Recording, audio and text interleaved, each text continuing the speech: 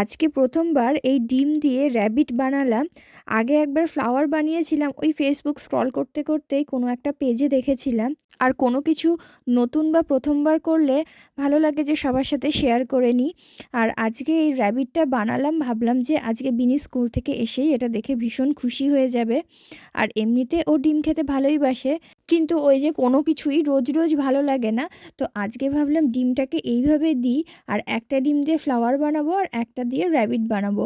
যদিও দুটো ডিম দেবো না, একটা পরে আমি খেয়ে নেব।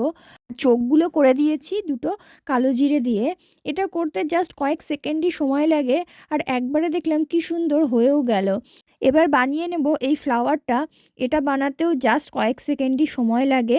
আর এই ফ্লাওয়ারটা কাটিং করার সময় এগের ভিতরে ছুরিটা একটু ঢুকিয়ে ঢুকিয়ে করতে হবে, যাতে আর কি এই খোলার সময় পুরো ব্যাপারটা সুন্দরভাবে আলাদা হয়ে আসে।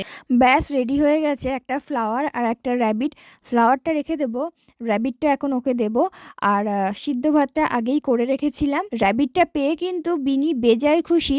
এখন বুঝতে পারছে না কোনটা আগে খাবে, কানটা না লেজটা। চলো দেরি না করে ওকে খাইয়ে দিই।